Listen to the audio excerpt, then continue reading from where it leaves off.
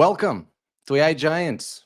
I'm your host, James George from Codacy, and today we have a special guest, Mindaugas Petrutis from Lovable. Mindaugas is an AI builder who works in marketing and growth at Lovable. He was a super user at Lovable before joining the company, where he helps teams go from 0 to 1 with AI-powered products. Previously, he was a founder and CEO of Coho, launched OnDeck's Design Fellowship, and led community at InVision. Mindaugas, how's it going? Hey, doing good. Wonderful. So today our conversation is going to be about the behind the scenes of building Lovable. We're going to start with launching a poll just to measure the temperatures of our audience experience with Lovable. We'll share the results at the end, so feel free to please vote. And a quick reminder before we start to post questions in the Q&A. We'll address them all at the end as well, as many as we can. And let's get started. Because we have a lot to cover, many questions here that we want to go for it. So first things first, let's talk a little bit about the story and how it is working at Lovable. Lovable is considered the fastest growing company in recorded history.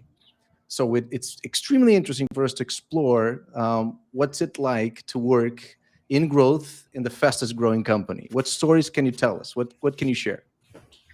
I mean, there's probably a lot, but like let me just level set with the audience first, in case anyone's like, "Hey, he looks tired." I'm just gonna give some context. It's not because of the work. Yes, there's a lot to do, but as you know, I have a sick pup on my hands the last couple of weeks, so it's been a rough couple of weeks. So just in case anyone's like, "Damn, that guy is really tired," that's what must be happening at Lovable. That's not the case. But yeah, honestly, it's been really cool to kind of be on the inside. And so for context, I was a super user already before joining Lovable, right? I was obsessed with the product. I was building with it. I'm not technical. Initially picked it up just because I had a product idea last year that I was working on with a small team, but then found myself without an engineer, and all of these tools kind of had been popping up already. And I started testing them all, thinking, maybe like the promise is true and maybe I can become my own engineer, like rebuild this product myself. But it kind of took me down this really cool path of just initially just using it purely, honestly, for play and curiosity. So I set myself a goal, like 30 minutes every day to just make something. Honestly, nothing that anybody needs, but it was more to test the capabilities, the limitations, and just see kind of what's possible, really. And eventually, like I have a graveyard of over 100, maybe more projects that were just super random ideas. Sometimes I would even not have an idea on a morning, and I would just say to ChatGPT, like, "Hey, I have access to this AI coding assistant. I have no idea like what to build. Can you just give me some like 5 random ideas?" And I'd pick one of them and build it. And eventually got to a place where I felt pretty comfortable and I could understand, the possibilities and limitations. And I thought, okay, this product idea I have is pretty complex. Before I try to rebuild that, let me try and solve a problem that I know deeply about. And so I, in that scenario, went from idea on like a Sunday night to first paying customer 4 days later on a Thursday. And honestly, like, just took a step back and was like, okay, this is wild. Like, this was not possible, before. And I'm not technical. And, more people wanted access to it. So the next day, I built the Stripe integration so people could pay for it, like while drinking coffee over breakfast. And I've worked, as part of teams and companies where you're building the Stripe integration, and that would require engineering time previously. And I just did it myself and it worked. And that was another, like, I remember just pushing my chair back and being like, okay, this is insane. And yeah, just kind of went deep down the rabbit hole of, finishing that product. It's nothing complex, but like, again, there's so many different niche problems to be solved that no one really is going to build a startup around it, but there's audiences that are craving for somebody to solve it. And that product is still around. I don't promote it, but I think it's done, I think $7,000 or $8,000 in revenue at this point. People find it, they pay for it. My Stripe pings like a few times a week, you know, here's $50, $50. And that, you know, I've seen people talk about this before. And I'm someone that doesn't buy into hype of most things. Often, like if I look at some new tool or product that's launched, I look at it and go, is there material value to my life? No. Okay, I'm not interested. Like I still have an iPhone 12. I saw the new iPhones were released, whatever. To me, it's like, okay, it's a better camera, a cooler color or whatever. I'm not going to pay for it, right? Very thin as Um, well. A lot of Very air. Yeah. thin, great. That's cool, but like honestly, does not materially improve my life. And so to me, here was like a moment of I've seen people talk about, you know, building like indie hackers and all of this and building their own products without, you know, raising money and building stuff that people want, but not to crazy scales. And there I got to experience that myself, and I was like, okay, I'm a believer. And this is March, April, May. Right. So, you know, quite a few months ago, and Lovable was a different product then. So yeah, when they reached out and came calling, you know, I literally dropped everything, and it was like the easiest yes, I think, of my career to jump on board. That's really cool. And until very recently, the company was only around 50 people. Mm. One of the questions that I have is how have engineering decisions been made?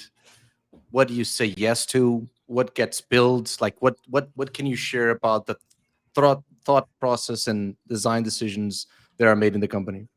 Yeah, I think that was something that I was curious about, right, as well when I joined, and because also what I saw when I joined, of course, such a small team and doing so much. How is that possible? And I think very quickly what I saw was just like very strict focus on priorities. And honestly, like being on the inside, you're being thrown every kind of collab, integration, partnership, like whatever you can think of. And I remember there was one moment that kind of like really showed me the super clear focus, which was we have this channel in Slack called Crazy Ideas. And a user had DM'd me an idea or a feature request.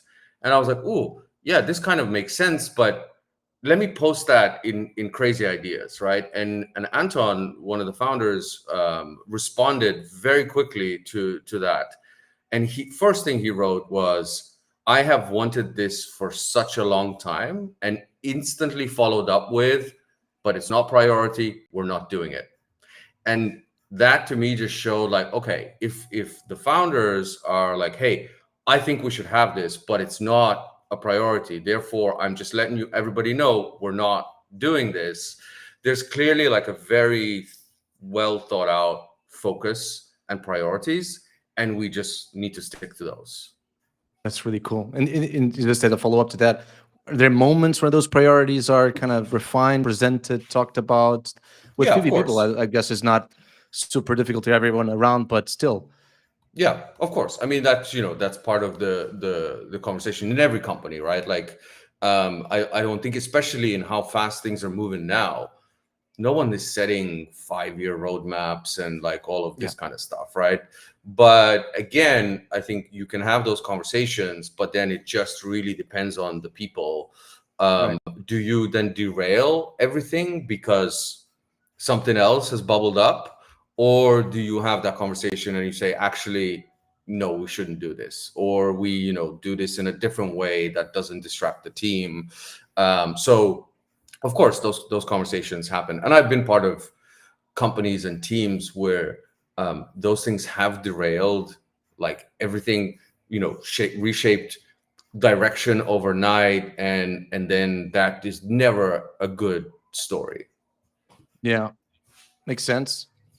Lovable is a European company, Mm. which is creates immense pride in all of us European companies as well.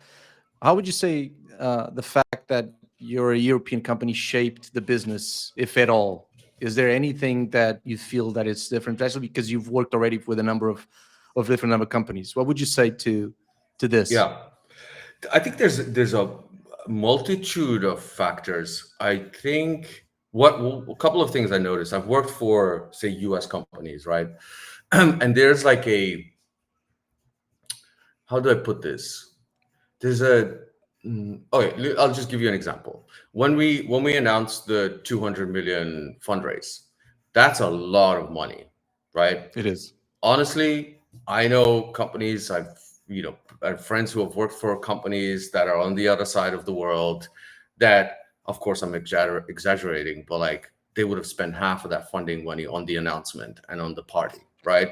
Okay. And what was cool, what I really like loved when I was in Stockholm where the team is based for a few days when we were making the announcement. There was a lot of work behind the scenes to blow it up, but we had a party, and when I walked into that party, I was like, this could have been a cool person's who knows a lot of people birthday party, basically.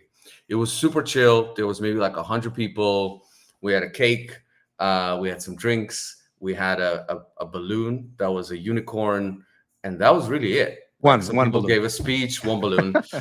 No, we had a few balloons. One of them was a Okay, okay, fair unicorn. enough. But like there was nothing extravagant. It was so understated, and I really love that because it just showed how we're, Mm, I guess, thinking about, ourselves as a company, as a team, what the priorities are again. And funnily enough, after the party, a few of us went back to the office and did some stuff. let's go. Okay, that's great to hear. That's very cool. Okay, so let's pivot a bit to mission of Lovable. Lovable describes itself as the last piece of software. What does it mean? I think it just means that whenever you want to build something, that is the thing you're going to use to do it. It's that simple. No other tools will be involved. Like you describe your idea from idea to full working product, and it's built. That's it. The rest will be products. We won't be talking Yeah, about software anymore. I think so.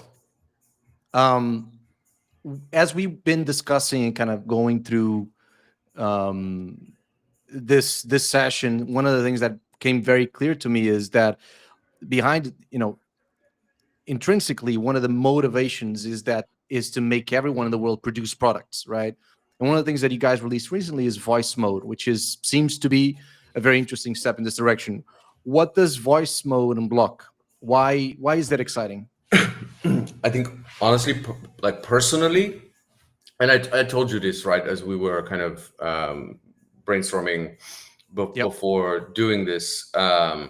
I've been wanting and waiting for this, and I know a lot of people have, because my workflow or how I found like, and it's not just Lovable. I think it's just any AI products I've used. Right, I've been deeply using a bunch of them since before GPT-3 really like popped. I remember discovering somebody sent me GPT-3, but whenever voice mode came out in any of these products, I find I get better results if I just speak what's in my mind versus trying to type it out. Because typing out, like, I find AI works best when you give it lots of context. And to give it lots of context by typing out, like at least personally, I will start skipping a lot of stuff. My job, like I live in emails and meetings and all of that. You do a lot of typing, and so the voice mode enables me to get better results from the AI. And so I think for also people who do not know what a prompt is, which is majority of the people, we all live in a tiny little bubble that is called tech. The rest of the world does not operate in that environment. So there's still probably hundreds of millions, billions of people that don't know what a prompt is or haven't really used it in different contexts and scenarios. So this now kind of removes that, or bridges that gap where when you arrive at a product like Lovable, you don't need to think, what is a prompt? Or if you type something out, maybe you don't describe it really well. Here, you can just speak it. And I think people will get better results faster that way, and therefore see the utility and value of a product like this and stick around and maybe then publish and like follow through, if you will. So I think it removes a really important bridge, or creates a really important bridge for more people to kind of experience this product versus being like confused or challenged where like, oh, I heard you need to use prompts for something like this, but what is a prompt, right? And yeah, personally, my workflow used to be open up Granola, just speak, brain dump as much context as possible. Here's the idea I want to build. Here's what I know about the users. Here's what other solutions exist. All of this, just speak as long as possible, and then take that and then refine that in GPT maybe, and then pop it into Lovable. Now I can just speak directly, and you're off to the races much, much faster. Right. And one of the things, as we think about more of the future and implications of platforms like Lovable in the industry, um, I was recently looking at a podcast from Anton, the CEO of Lovable, and where one of the things that he mentioned was that the goal is to never leave Lovable because it becomes essentially your co-founder, Yeah.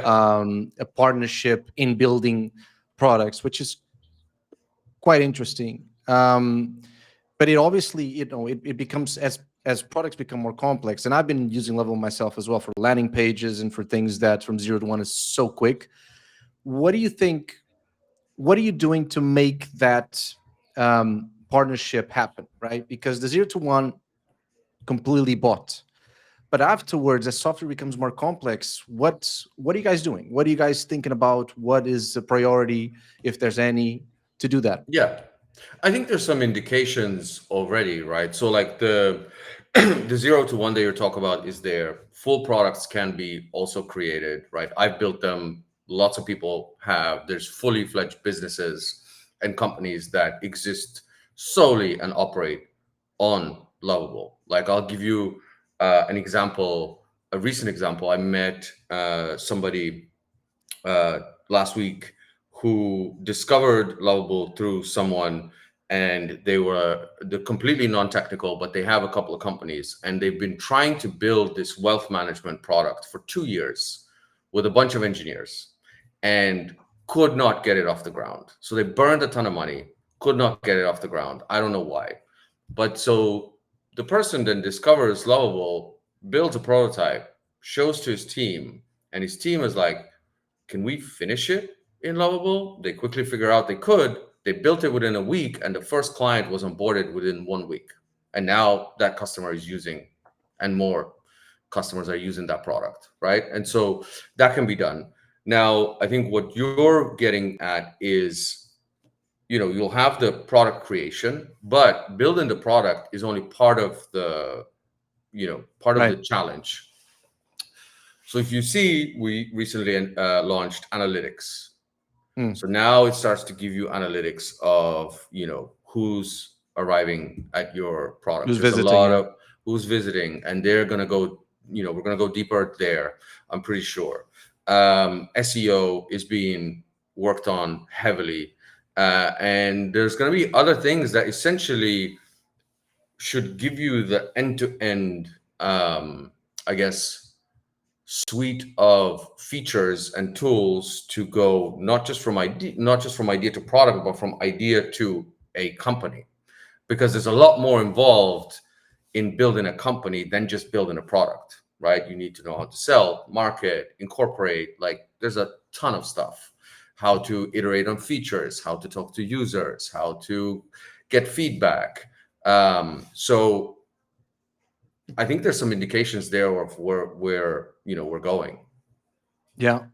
And I was surprised as I was researching a bit. Um, that 80% of revenue from Lovable already comes from people developing complex applications, right? Uh, which is, goes in the direction of what you're saying. Um, do you see a future where a company that has already a product and has tons of legacy code and software can hire Lovable as a co-founder to join in for the ride and the journey, and then starting already from a plane that is flying? I don't like that's a trickier one to answer, right? Because I imagine you know more than me here of like the complexity involved in something like this. But what I can tell you that what people are doing is companies with existing products and teams and engineers are using Lovable to launch new features, new products to Right. their existing customer base on top of the company, the business, the product that they have, and doing it very successfully. So that's happening. How we start getting into like legacy software and stuff, I don't know personally. But I would imagine, again, you have to stay close to the customers and understand what are people looking for and asking for as we embed ourselves deeper into these larger companies too. Right. I think initially the use case was people launching new businesses. So you're giving the opportunity to those who've historically been blocked from either having technical skill or like not having technical skills or having access to technical resources, but having great ideas. Now they can, go from zero to something working. That was the use case. But of course, as we become more popular now, we have large enterprise clients and companies that are using us.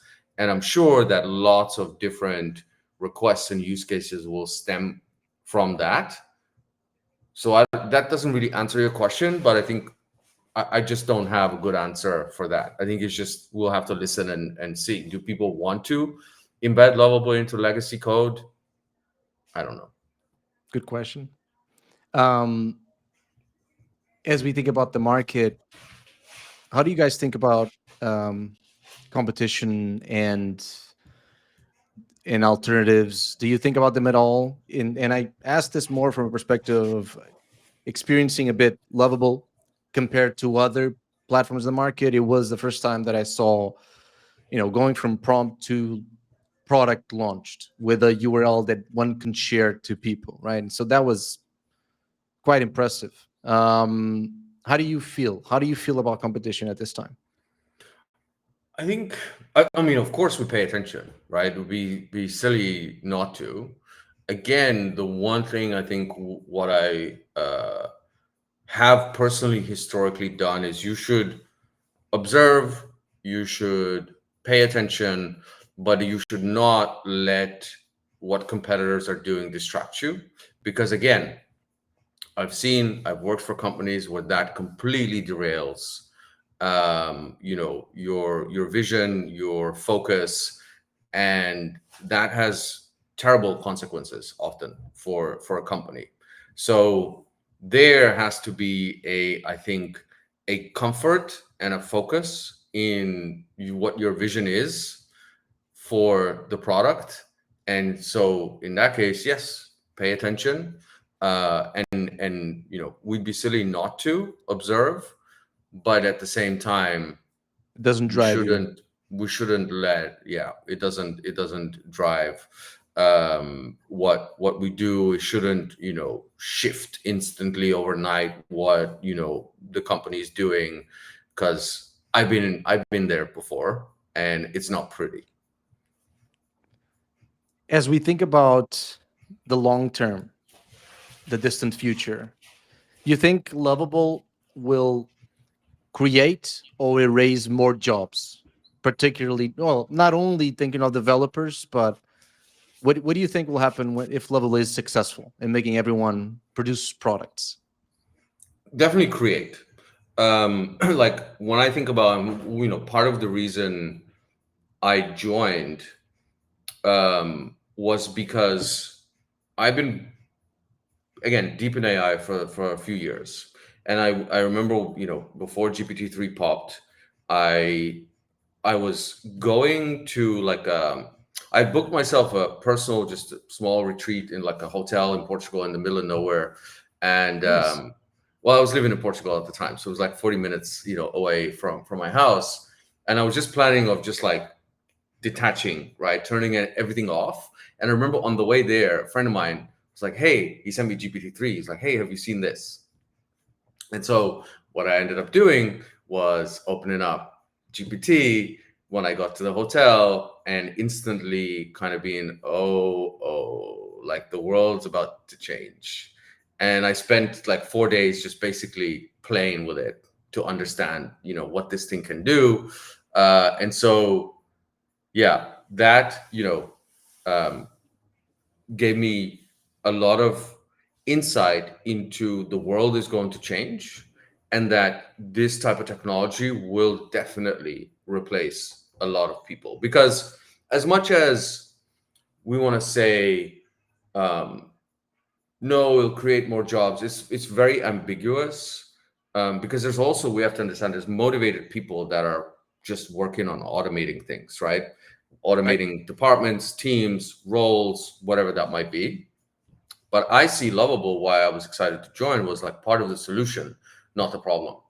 Because if, let's say, we go down this scenario where the foundational LLMs start replacing, or people build products on top of them that replace humans and jobs, then those humans will need something to do, and those humans have great ideas, but the people being replaced are the non-technical ones. So we're giving them something to, whether it's start a side project that generates an income, start a company that they couldn't before that generates again income, or creates jobs for others when they couldn't before. Because what I'm discovering is that there is like millions and millions of untapped, unsolved problems that Mm.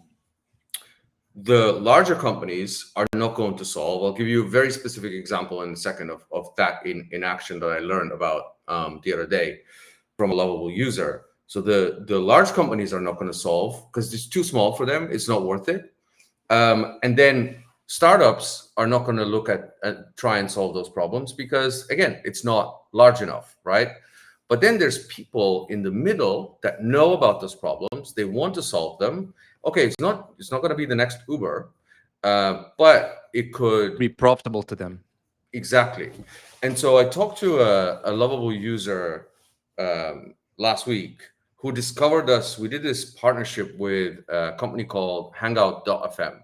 They're like Roblox for music. And so people essentially meet new friends, they listen to music and all of this, but we partnered with them. We took over their site for a week. So people were vibe coding and discovering Lovable alongside discovering music and meeting new friends, right? And some people sent us feedback about discovering Lovable for the first time. And one of them was really interesting. So I reached out to him, and turned out it's a guy, in his 50s, lives in the middle of nowhere in the US. It was the first time he discovered or used an AI tool in general. He was like, I haven't even really touched ChatGPT. And no one where I live like really uses it. If they do, they use it like Google, basically. That's it. And so what he did, he said, I started off playing around with just building like some music sites. I like going to concerts and all of this, and just random personal ideas. But then he said, I realized the power, and the company he works at is this agency in rural America that does something related to people with disabilities. And so he then said, wait, there's a specific problem for around 10,000 people in the area, in the state where he lives, that nobody's solving. He said, insurance, the large insurance companies are not going to touch it. It's 10,000 people. It's just not worth it. He said, his company is small. They're not going to hire a bunch of A lot of engineers because, people. Yeah. again, the population here, right, that have this problem is too small. So he ended up building a prototype to solve this problem, showed to his CEO, and now he has a mandate to basically has some budget to try and solve that problem using Lovable and maybe one engineer, let's say. So, And I know that there are millions of these kind of weird in-between problems that people will build either side projects around or businesses or whatever that may be. And so again, this is a very long way to answer your question, but I do think it's actually going to create more jobs, because the goal here is not to remove jobs at all. So if I was to kind of condense that, y- you you believe the opportunity space is so large and big that if we empower people to build software as they think, uh, there's untapped opportunity everywhere that can now be harnessed, right? Untapped. With that, right? Yeah, can I Um, give you another example just to I show would like love the to. versatility? Please. So we partnered with a large music festival called Outside Lands, that happened in San Francisco in August. And so we ran a hackathon alongside the festival. Now you might be like, wait, what? Why is Lovable partnering with a music festival? But those hackathons have happened before at this festival, at South by Southwest, and other places like this. The difference is, um, previously you needed to know how to code in order to be accepted. So what happened here is we removed that from the equation. What we wanted to see is like when the artists, the musicians, the DJs, the producers, the talent managers themselves, who are deep day in and out in the problems, right? But they cannot solve them, are given the ability to do so. What happens? And what happened was really cool. Um, People were either building products for the festival experience or for the music industry. And so we did the initial build 2 weeks before the festival. We did some judging, top 10 were selected. Then we put the top 10 products into the festival app for the festival attendees to try and vote on. And then we did final awards. But the more interesting thing here is that when I met with the festival owners a couple of weeks after the festival had ended, they said, hey, 2 or 3 of these products that were built for the festival experience were so good and so useful that we'd like to integrate them into next year's festival experience officially. And we have to talk about what is really interesting here, which is, again, the people building have been to festivals before and they were missing something, right? The festival itself will never be as aware as their attendees of what those problems are. And even if they were, they're not going to hire a bunch of engineers to build these Not their specific things, business. Yeah. right? Yet, what we did was created an environment where those problems could be solved, then used by the festival, seen, and now they're like, wait, these were super useful and we should integrate them and give access to next year's festival attendees. That's a really cool story. Um, so I'm going to segue into the last section or topics of our conversation before we open up for questions. By the way, if you have questions, please jump in and add them here, which is the topic of security. So AI and security have been a topic for the whole industry, not just for Lovable. It's easy to use AI or to have AI generate vulnerabilities, right? If not protected. It's actually one of the reasons why we at Codacy created Codacy guardrails, really help companies use enforce rules when AI is producing software. And so I know that security has been a topic of discussion at Lovable. What worries you the most when you think about AI and software security? What worries me the most? I don't know if I can like speak to that, um, because I'm not, I don't work on security. But what I can speak to you about is I remember there was like a couple of cases, like a few months ago. I remember this before I joined Lovable, right, where people were putting in API keys, and then that was being built into the front end, and then that was being exposed, or people were, grabbing them. I think there was a couple of big cases, maybe this spring, I remember. And that kind of taught me, it was like, okay. And it was like, for me personally, as I was like, building with these tools, it was like a teaching moment.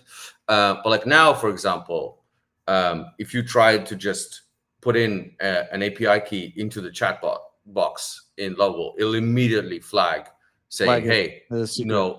do not, like, you can't do that. It'll give you context and all of that. So like, those things are being built. I don't, in terms of what would worry me, that's like a trickier one to, I think, for me to talk about. But again, I think in general, right, as we give more power to AI, there has to be kind of like some type of guardrails. So that's like just in general, right? And I know that we're doing a lot of work on that front. For like, we have, for now, humans are still kept in the loop, and we're building out our trust and safety team. We're doing a lot of stuff around like scammers, malicious actors, like all of that. A lot of work is happening there. And like Igor, who's leading the team, who joined us recently, he's incredible. Like, I watch him, at work, in Slack, when anything pops up, gets killed and solved instantly. So there's a lot of good work happening there.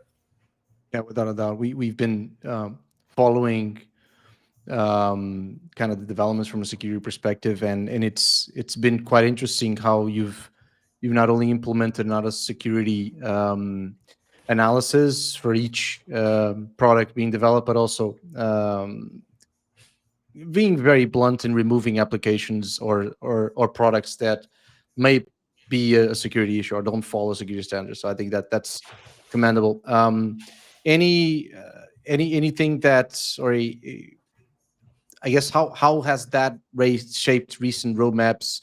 Is there anything that's been hardest?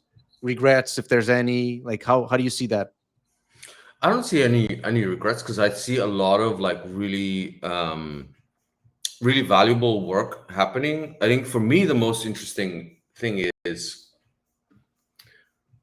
how do you, because you can think about this products like this are, especially when you start entering the spaces where the average person is using tools like this, right? Yep. A lot of the people that we're now kind of or starting to use, maybe just use ChatGPT for basic things.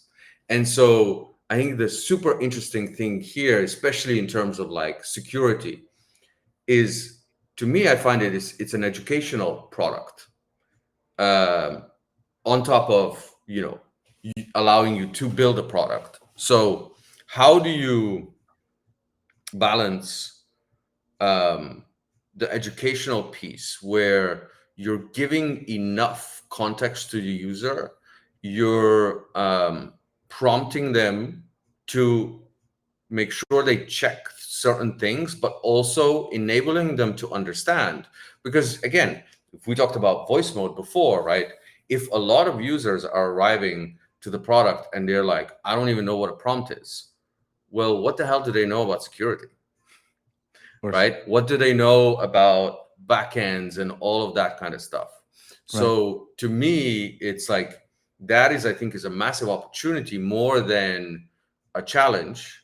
Is find that balance, that you design the product to work in such a way where anyone can be confident in making sure that what they're releasing is secure, and our AI does enough of the work to ensure that. But then the user also has that like confidence and comfort too. So to me, that's like the biggest opportunity, because that's how you really start, I guess, you get mass adoption among the average person. Yeah. No, it's clear how democratization of software development entails a number of things, particularly the responsibility of helping developers, helping new people that are developing software, protect their applications, save them from all these different natures. So that's very clear. Very cool. Let's open up for questions. If there's any questions that people want, we have a few. We also shared a code. I'll ask Mark again to share the code here below, because we're going to offer a promo code for you to get Lovable Pro. Very, very, very nicely offered from the Lovable team. Let's go through some of these questions and start with CCSF.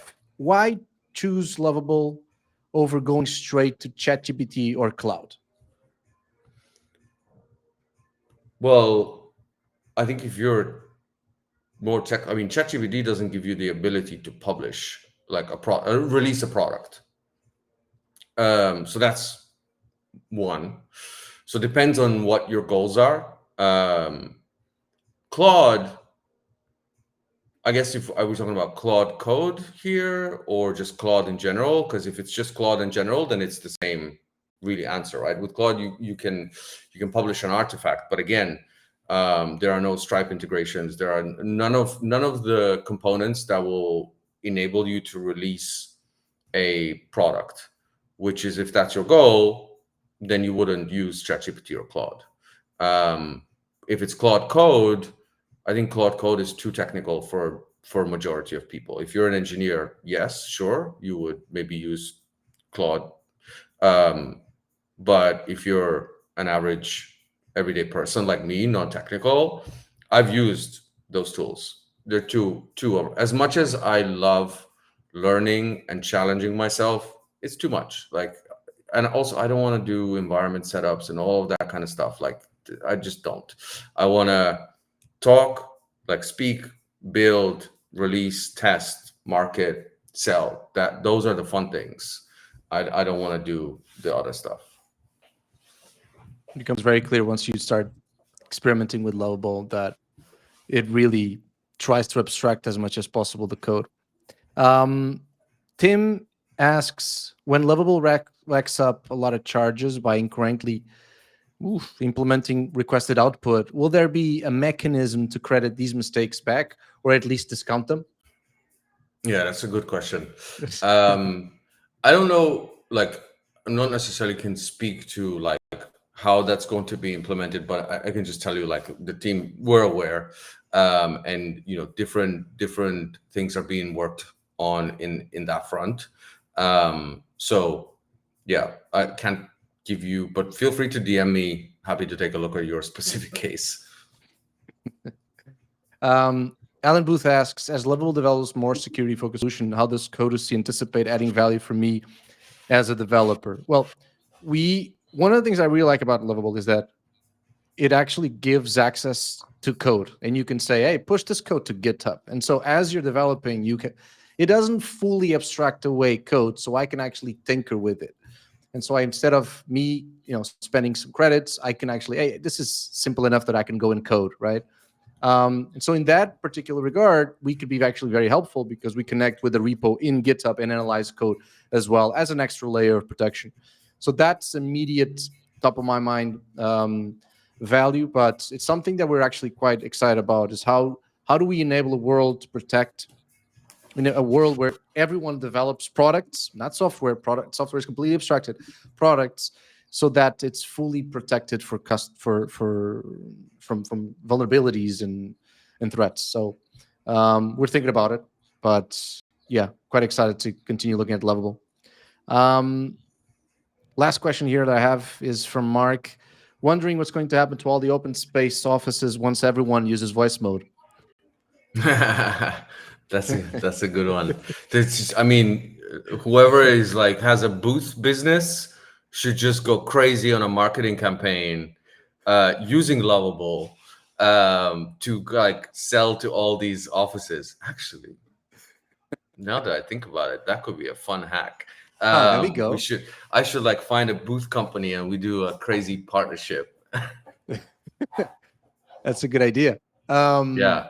Okay. we are nearing the end of our session here, or the conversation. We'd love to show the poll results so that we just see the how is it. Yay, we have people that have been using. 2/3 of the people here have been using Lovable, which is great. So this is actually quite relevant Nice. for people, and none are not interested. So that's good. Good. Look, I think what we wanted really to do is to showcase behind the scenes great stories. We had tons of them, which I really appreciate, Mindaugas, you sharing them with us. So thank you for joining, especially considering your puppy being ill and everything. So I wish a continued recovery for your puppy, and Thank you. just thank you for taking the time for being here. If you're interested in Lovable, please use the promo code that we share here below so that you can go and build products at the speed of thought. Here it is. And yeah, look, join us next time here at AI Giants. Our objective is to really shine a light on excellent products being built and the makers behind them, and understand really how this changes the world. I've been your host, and I wish you a wonderful rest of your week. Thank you for being here. Thank you for your Thank you. time.